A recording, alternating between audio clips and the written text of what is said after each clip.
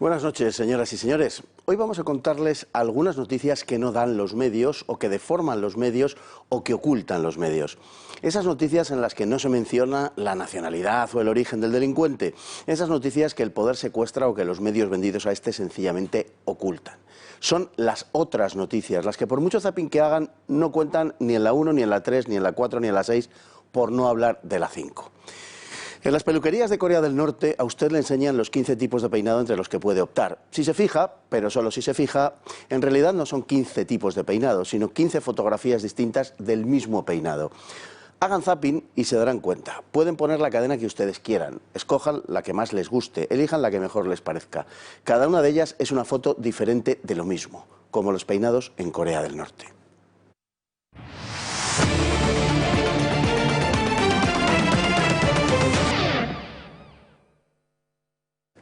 Y quien no viene de Corea del Norte, precisamente, aunque parece que ciertos admiradores de Corea del Norte la han tomado con ella, es nuestra invitada de hoy, que es Noelia de Trastámara. Muy bienvenida. Hola, Fernando, ¿qué tal? ¿Qué tal? ¿Cómo lleva usted ese acoso que en lugar de cesar parece que se intensifica a cada hora? Pero de una forma bárbara. Este último ataque ha sido además de lo que llamamos fuego amigo, ¿no? Supuestamente fuego amigo. Madre mía. Bueno, me acusaban de incluso pertenecer al CNI. O sea, un disparate total. Nada más y nada menos. Bueno, si tiene usted buenos contactos en el CNI, díganoslo, a ver si nos sirve para algo. En fin. Bueno, doña Noelia, vamos a tratar una serie de noticias de las que usted se hace eco en su Twitter y en sus comentarios habituales. Son noticias que o los medios no se escamotean habitualmente, o si no, las dan de una manera que, en fin, acaban adulterando la noticia hasta hacerla poco menos que irreconocible, ¿no? Y así es. Habíamos comenzado por una noticia que tiene que ver con el desfile de las Panteras Negras en Georgia, un desfile de, en fin, paramilitar que no ha sido muy publicitado en los medios. Aquí tenemos unas imágenes.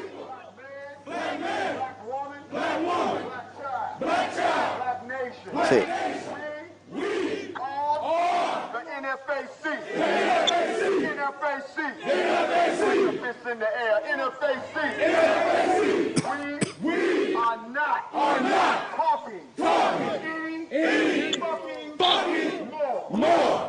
Noelia, ¿qué nos cuenta de este asunto?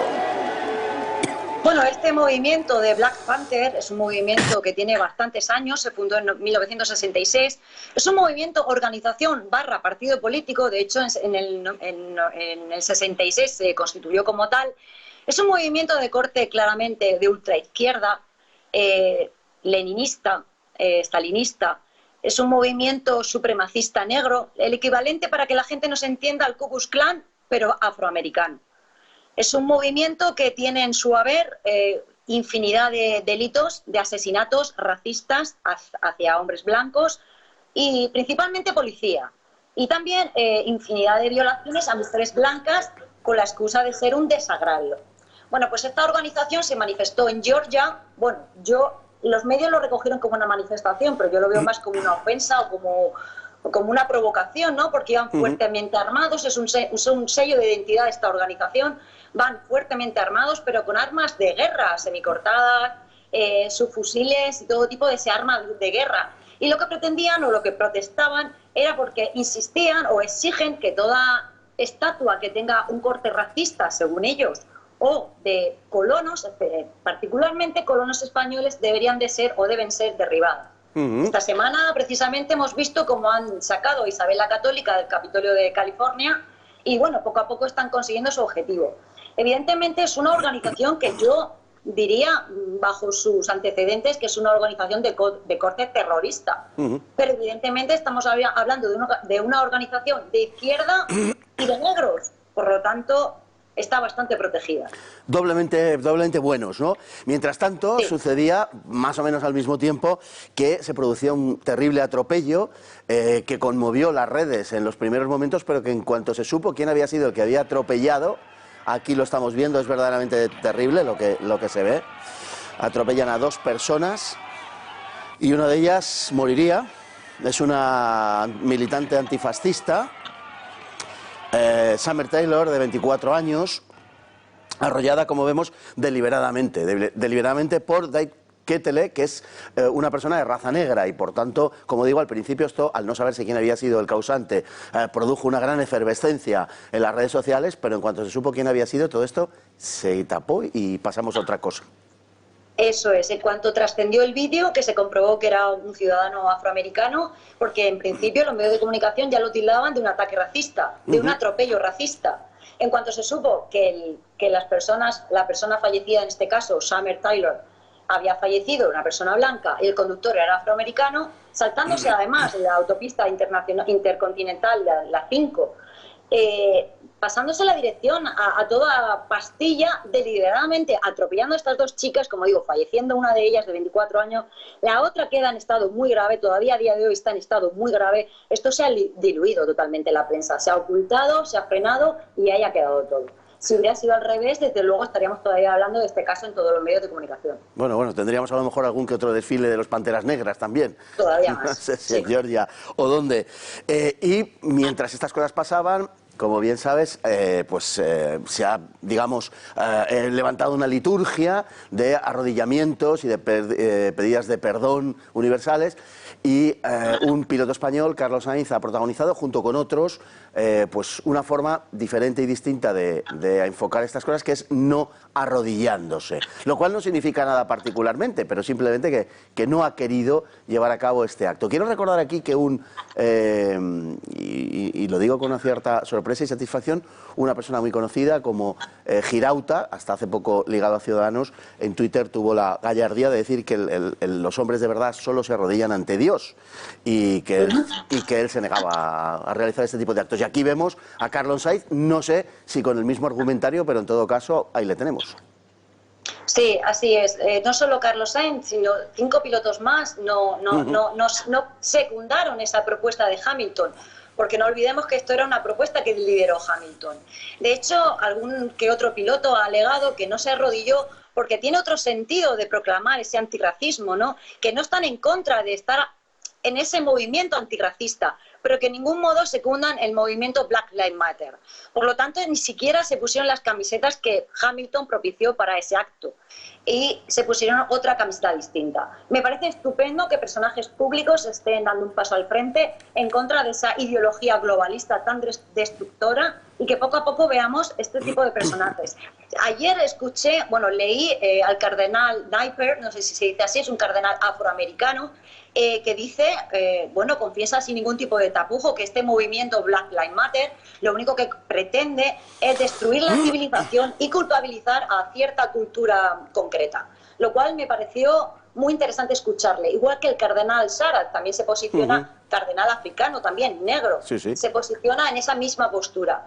Todo lo contrario de nuestros cardenales aquí en Europa, incluso la cabeza del Vaticano, que sí que nos intentan animar a someternos a esa, para mí, punto de vista, humillación. Claro, es que además cada día está más claro que de la misma manera que el movimiento feminista utiliza a las mujeres como palanca, el movimiento LGTB a los homosexuales, han descubierto también la utilización de los negros, de los afroamericanos, como palanca ideológica para llegar a unos fines semejantes, siempre complementarios del globalismo. O sea, que no es un problema de blancos y negros, es un problema de, por cierto, blancos que están manipulando a los negros, porque los grandes líderes globalistas son blancos, no son negros. Los negros son la carne de cañón, en este caso. Así es. Además, hiperfinanciados por el Estado profundo, eso lo sabemos. No, por supuesto, claro. Bueno, vamos a un tema que es recurrente y que además Noelia lo trata con mucha frecuencia y valentía, por cierto, porque no es precisamente fácil, y es esa noticia que ha aparecido en un sinfín de medios, pero en casi todos contado de una manera, en fin, que a uno le mueve, pues, no sé, a la sospecha inevitablemente. Y es que una mujer, desgraciadamente, mata a su hijo de 5 años y luego se suicida en un hostal de Madrid. Apuntabas en la noticia que de 130 menores asesinados desde el año 2013 a manos de sus progenitores, 89 de ellos habían sido o bien por mujeres o la mujer había tomado parte en ese asesinato, ¿no?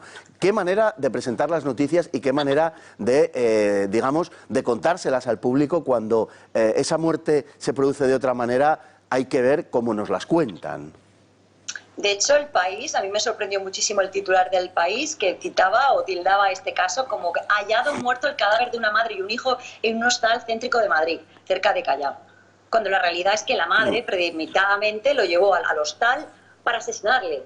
En otro medio de comunicación, digamos que justificaba el acto de la mujer, el asesinato de la mujer hacia su hijo, porque estaba pasando un proceso de depresión, ya que esta mujer había perdido la custodia. De hecho, la custodia la tenía, mejor dicho, desgraciadamente, la Comunidad de Madrid, pero evidentemente eso lleva un requerimiento, un proceso, un tiempo, y todavía tenía la mujer esta custodia. De hecho, los trabajadores del hostal llamaron a la Guardia Civil alertándole de una situación extraña. No se oía movimiento. De hecho, la mujer dejó dicho en recepción que no se le molestara bajo ningún concepto, ni siquiera al día siguiente para organizar la habitación. Esto le llamó la atención y llamaron a la Guardia Civil y encontraron evidentemente los cuerpos pues muertos en la habitación del hostal.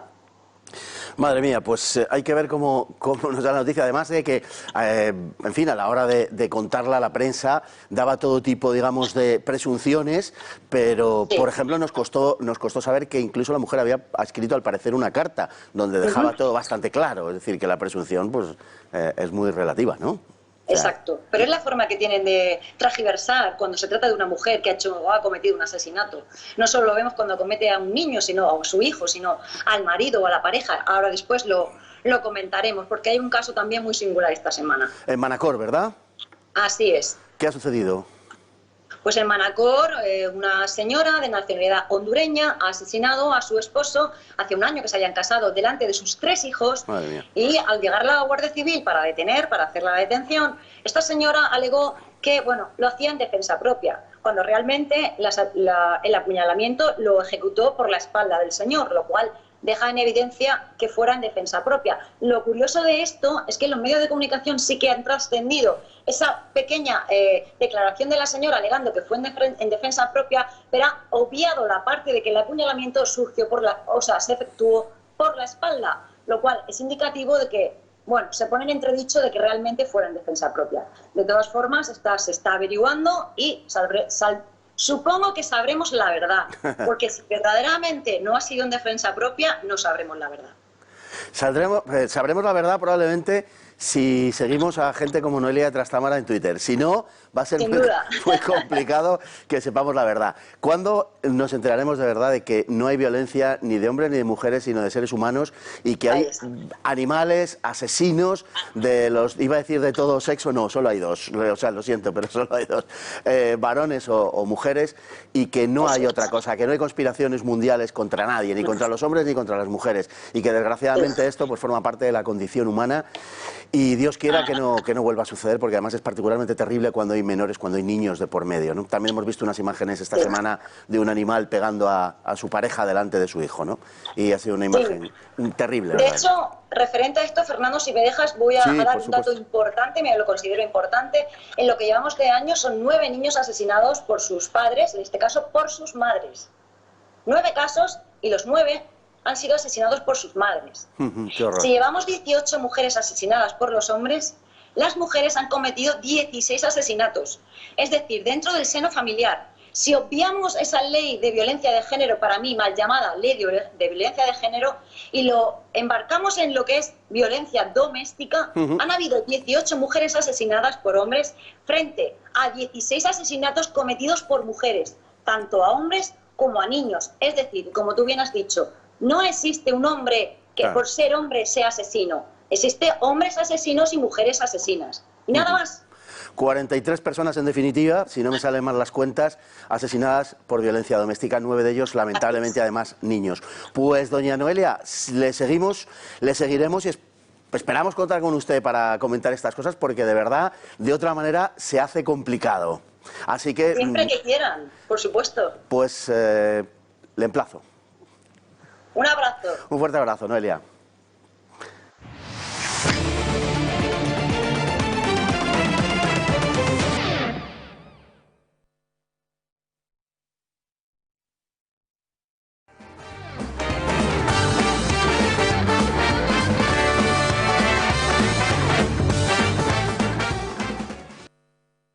Vuelta de publicidad, vamos a dar paso a la sección de lo peor de la semana con nuestro compañero Juan Manuel Pérez Noya. Juan Manuel, muy buenas noches. Buenas noches, Fernando. Bueno, pues comenzamos hablando de Cataluña porque allí el pasado miércoles en sede parlamentaria Quim Torra fue muy claro. Dijo: cuando nos reunimos con Pedro Sánchez hace unos meses ya hablamos de dos cosas: derecho de autodeterminación de cara a un posible referéndum y amnistía de los presos. Cuando nos volvamos a reunir vamos a hablar únicamente de eso. Nuestro primer punto de partida va a ser fijar una fecha y unas condiciones para ese referéndum de, como ellos mismos dicen, autodeterminación. También así de claro fue Jordi Puigneró, que es el consejero de Políticas Digitales. Al día siguiente, en una entrevista en la radio, dijo que efectivamente se reunieron con Sánchez y hablaron de eso, que lo volverán a hacer. Y ojo, porque dijo: también queremos un relator, porque la palabra de Pedro Sánchez, textual según él, vale lo que vale. De allí nos vamos hasta el País Vasco, porque la noticia más desagradable posiblemente de esta semana fue la pintada, la vandalización de la tumba de Fernando Buesa, el que fuera el dirigente del Partido Socialista de Euskadi. Se cumplen 20 años de su asesinato por parte de ETA, no solamente el suyo, sino también el de su escolta, Jorge Díez Elorza, y algunos radicales han aprovechado para pintar de rojo su sepultura. ¿Quién dice que no ETA, pero sí por lo menos el odio sembrado por ETA ha desaparecido del País Vasco? Su epitafio reza: fue un hombre de paz, defendió la libertad de todos con la palabra. Bueno, pues algunos radicales no lo creen así. Y por último nos vamos hasta California, hasta Sacramento, porque allí ha sido finalmente retirada la estatua de Isabel la Católica y de Cristóbal Colón del Senado. Hay que decir que esa estatua representa a Colón arrodillado delante de Isabel la Católica, la posiblemente mujer más importante de la historia, precursora de los derechos humanos, de los derechos de la mujer, y la que hizo que se arrodillase prácticamente un continente ante ella. Bueno, pues ha sido retirada después del esfuerzo de Anthony Randón, que desciende de andaluces, desciende en este caso de mexicanos, y de Tony Atkins. Hay que decir que esta activista del Partido Demócrata también tiene vínculos en el pasado con una empresa que seguro que te suena, Fernando, Planned Parenthood. Y tanto que nos suena y que siempre nos encontramos en los mismos sitios, madre mía. Bueno, como no les vamos a dejar así, francamente, porque es sumamente desagradable, vamos a dar paso a lo mejor de la semana, de nuestra parte para ustedes.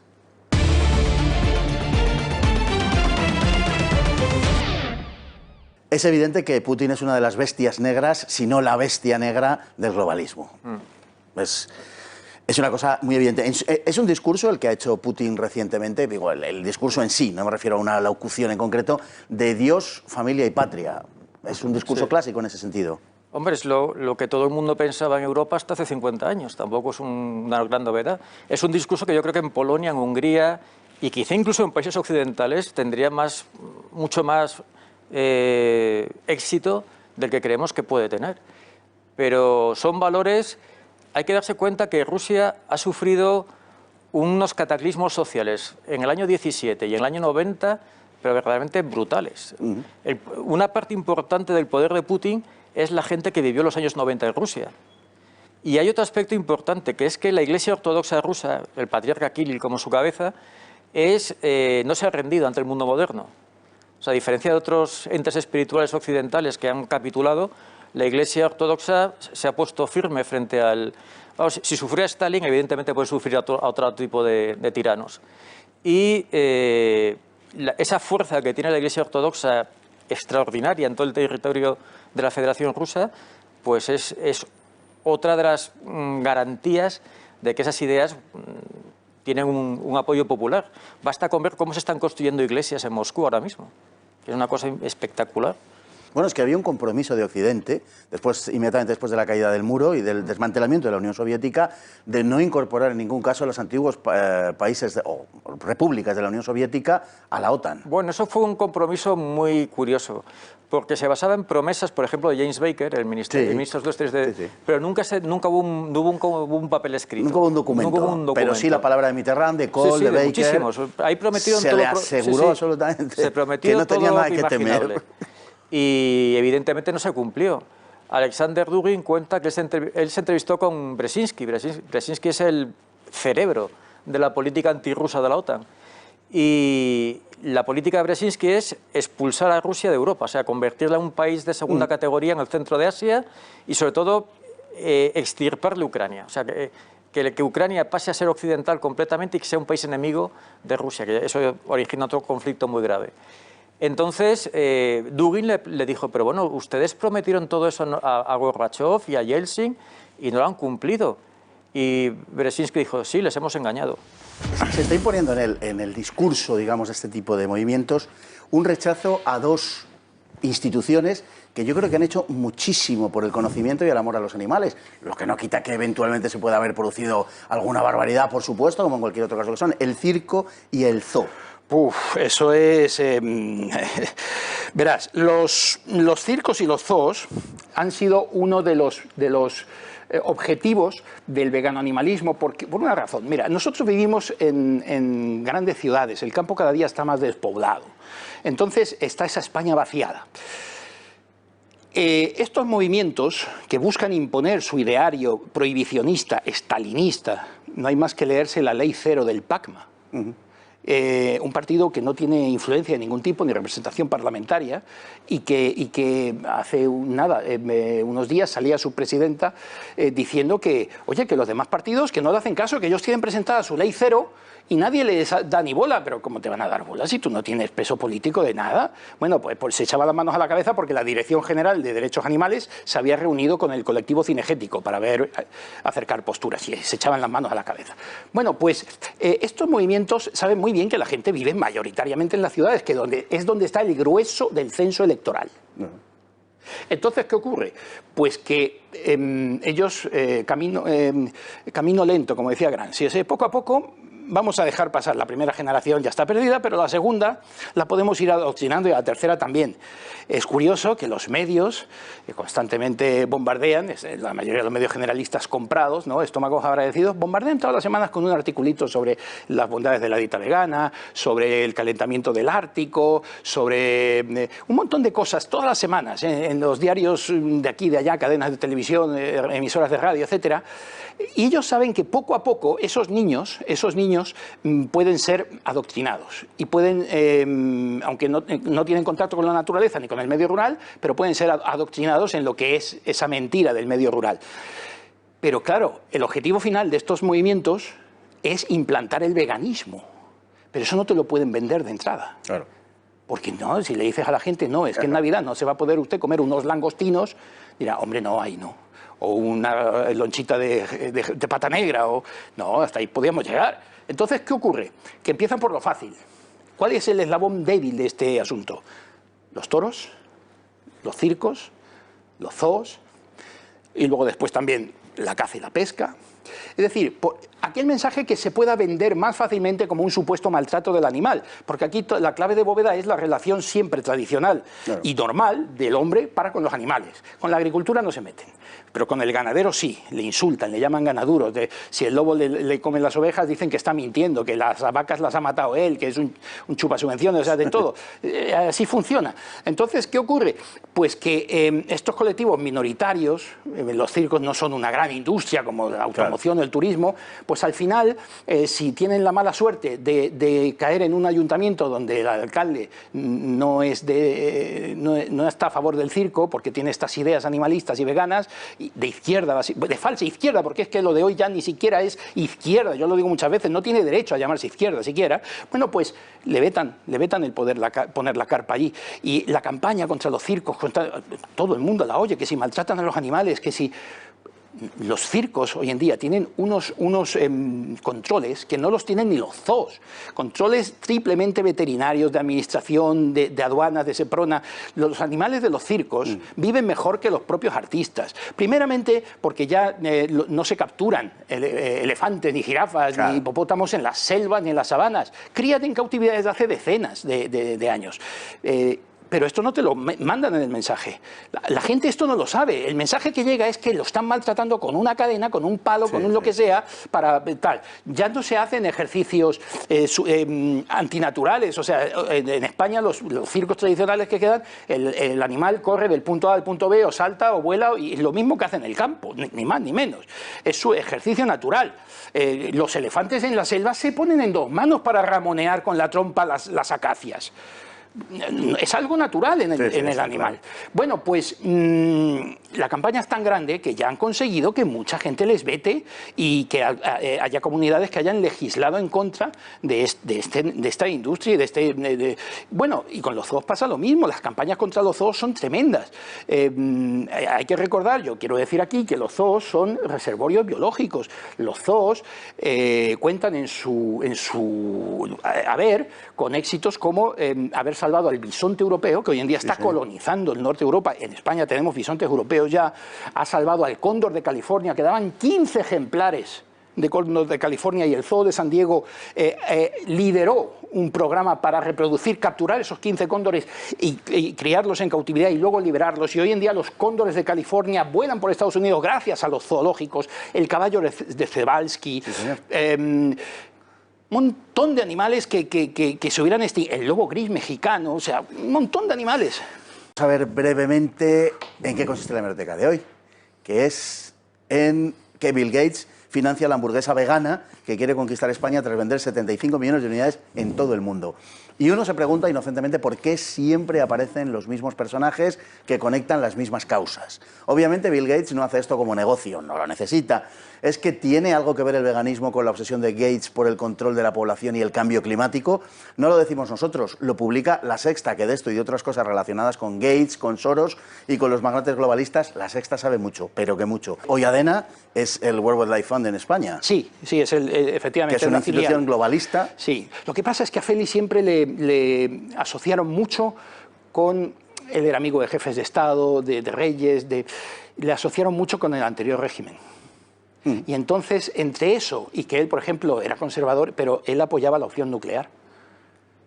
Entonces, eran cosas que la gente entonces lo asociaba mucho a estar, que fuera franquista, digamos, ¿no? Como el Real Madrid. O como ya es una cuestión ideológica, ¿no? Claro, entonces le quisieron desprestigiar de todos los modos posibles. Hoy en día le llevan en las pancartas, o sea, estas escenas que han salido en la Puerta del Sol, las manifestaciones de los lobos y tal, con la pancarta de Félix, hoy tus lobos lloran por ti, no sé qué. Bueno, estos mismos en vida de Félix le apuñalaban por la espalda. O sea, estos mismos, y no se les cae la cara de vergüenza. Entonces, Félix lo vería muy mal. Que la pedofilia y la pederastia están más extendidas entre unas ciertas élites de lo que a priori la gente de la calle puede creer. Yo creo que hay tres cosas aquí, no completamente distintas, relacionadas, pero sí muy diferenciables. Una es el culto a la transgresión que se da en el mundo de la cultura. La cultura se nos ha vendido desde hace unos 100 años, una cosa así, que consiste en transgredir las normas.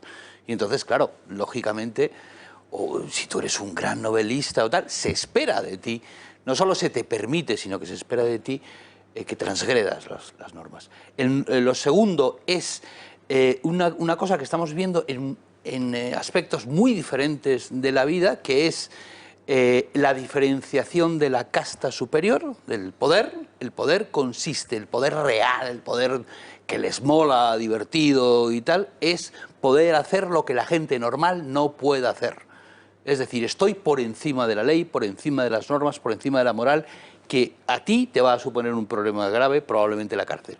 Y en tercer lugar, una cosa que es muy importante, muy compleja y muy sutil, que es el aborrecimiento que tiene el mundo moderno, y aquí entramos en aguas muy oscuras, al niño, porque es el símbolo de la inocencia. Y esa pedofilia que hemos visto en estos personajes, al final, de otra manera, nos la impone el propio sistema educativo. Pero lo primero que decías me recordaba a lo que le pasó a Jack Kerouac cuando después de On the Road, con los Beatniks, etcétera, aparece luego todo el movimiento hippie. El tío decía, no, si yo no quería desencadenar nada de esto, a mí no me nombré el gurú del asunto, ¿no? Es una constante. Bueno, don Marcel. Sí, no, es muy interesante esto que comentas, de que quieren, como la élite, como que quiere desmarcarse, ¿no?, de la muchedumbre, de la sociedad normal. Pero es interesante también remarcar que no se trata simplemente, o siempre por lo menos, de una élite política, sino que también es una élite, en este caso, por ejemplo, los Rolling Stones, ¿no? Gente muy adinerada, gente con mucho poder y mucha influencia, que por otra parte yo creo que cuando ya lo han experimentado todo, cuando ya tienen tanta pasta, tienen lo que quieren y hacen de todo, pues como que siempre quieren algo más. Y ese algo más pues los lleva a saltarse las normas y a lo que tú muy bien comentabas, ¿no?, que es, en este caso, pues, esta aberración del sexo con menores. El pedófilo nos dice no puede dominar sus sentimientos hacia los niños, pero nosotros sí debemos dominar nuestros sentimientos hacia él. Es una cosa curiosa, ¿no, Marcel? Esto es un truco psicológico de lo que decíamos antes. Ellos pero ponen muy burdo, como víctimas al pedófilo y nadie habla del niño, que es la víctima real. Cualquier sociedad inteligente y civilizada se dedica a proteger al más débil. En este caso, el más débil es el niño. Y después hay una cosa que es una falacia, esto de que todos tenemos que ser integrados, de que todos somos iguales y de que muchos trastornos mentales son constructos sociales. Todo esto son falacias y son mentiras. Hay un montón de gente que está aislada por tener trastornos mentales como la pedofilia y es bueno para la sociedad de que esto pase. Lo que pasa es que bueno, están utilizando estas estrategias para confundir a la gente. Bueno, la señorita que habla, que es lo más cerca que he visto de una charlatez del mal absoluto, por cierto, tengo que decirlo, sabedora de la opinión prevaleciente en la sala y sabedora de que hay una corriente de asco entre quienes está escuchando, se pone en la posición del oyente también y dice compartir su asco inicial, pero les ofrece su propio ejemplo para que ellos sean capaces de superarlo. No, no va a funcionar. Es que no, eso es lo que yo creo, que llega un momento en que no va a funcionar.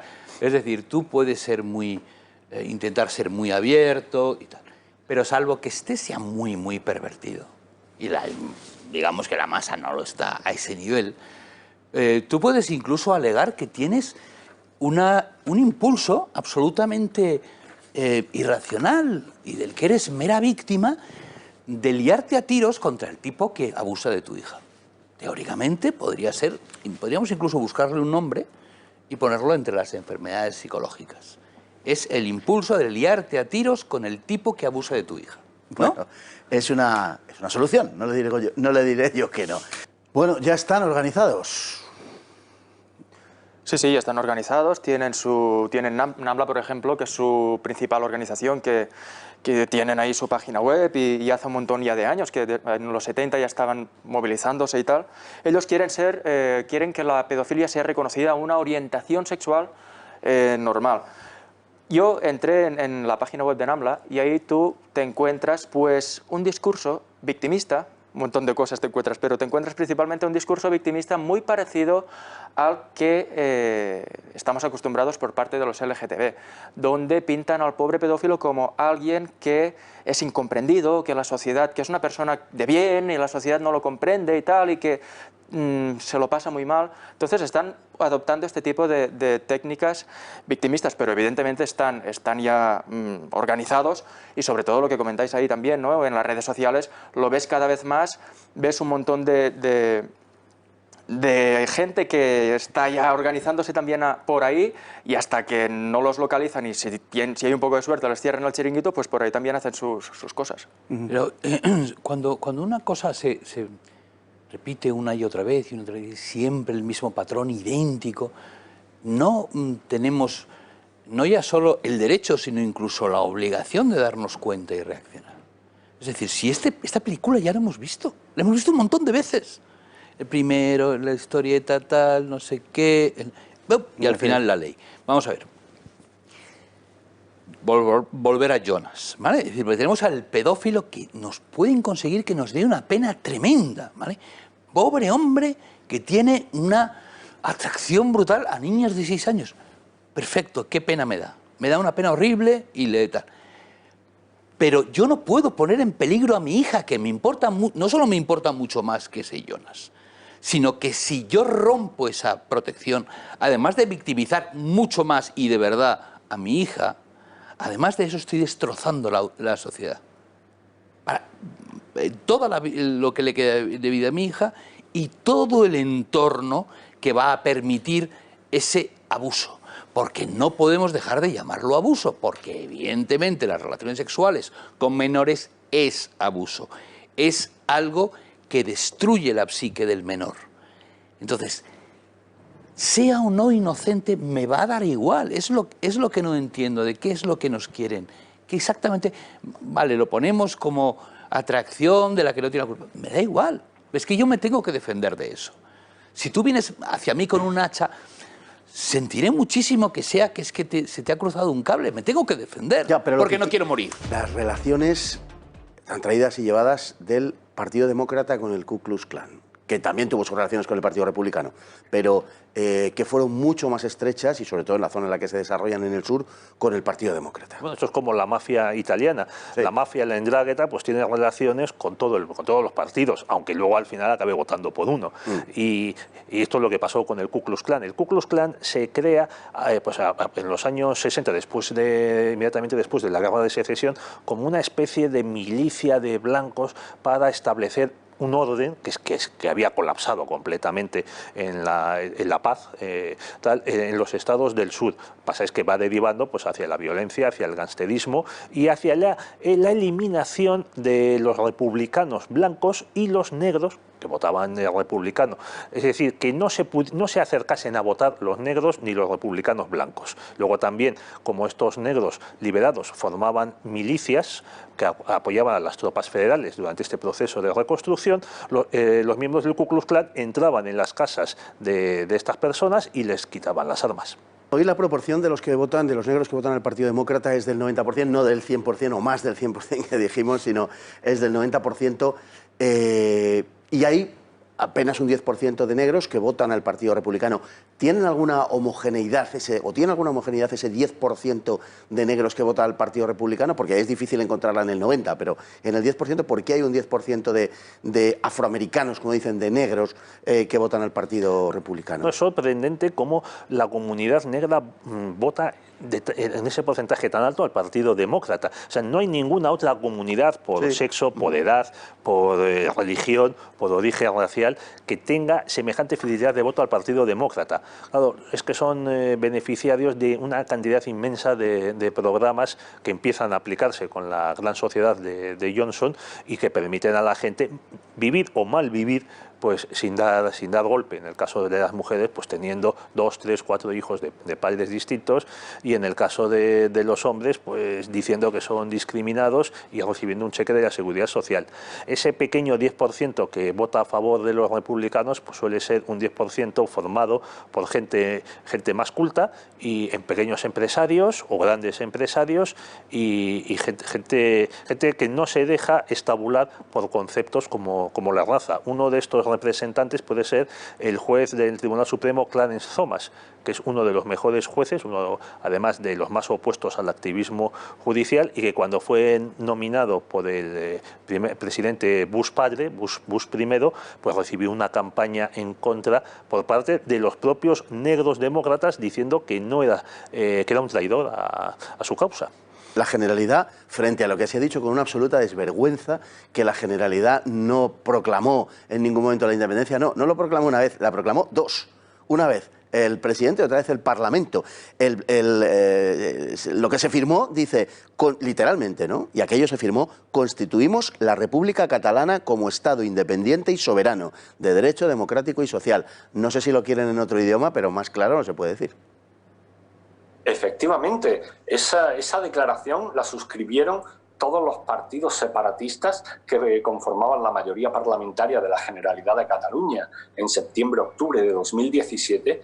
En el día 10 de octubre, al término de la sesión parlamentaria, lo hicieron de espaldas al resto de grupos parlamentarios que no tenían conocimiento de que esa declaración se iba a firmar.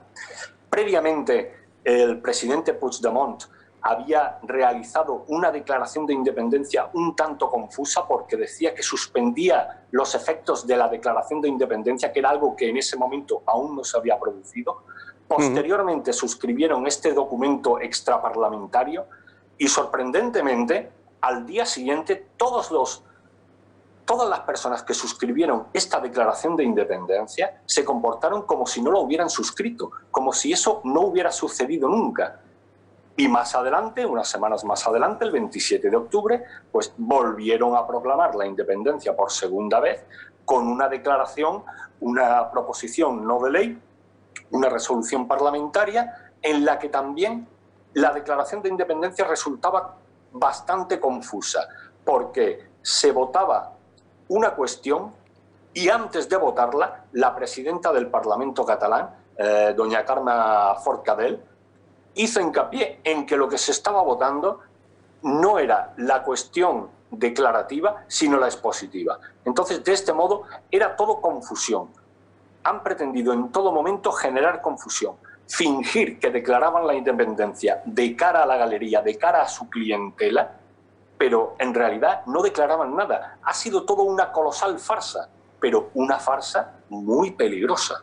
Y contrastando con esta actitud, hay que decir que la del rey, que ha sido discutida ciertamente, pero que salió a la palestra en defensa del orden constitucional y de la unidad de España, porque el rey tiene obligaciones a ese respecto, aunque el rey no puede entrar en cuestiones políticas, sin embargo sí tiene obligaciones que diríamos son suprapolíticas, que es la defensa de ese orden constitucional y la defensa de la unidad de España, que es lo que justifica el orden constitucional, por otro lado, es su fundamento. Exactamente. El rey cumplió estrictamente con sus funciones constitucionales. Se ha hablado mucho con posterioridad al discurso del rey del 3 de octubre, que el rey entró en política, que el rey se pronunció, que el rey rompió la neutralidad a la que se debe, pero es todo lo contrario. El rey tiene impuesta por la Constitución una neutralidad en el ámbito de la política, pero en el ámbito de lo político no tiene neutralidad, sino que tiene obligaciones. El rey tiene la obligación constitucional de velar por la unidad de la nación española.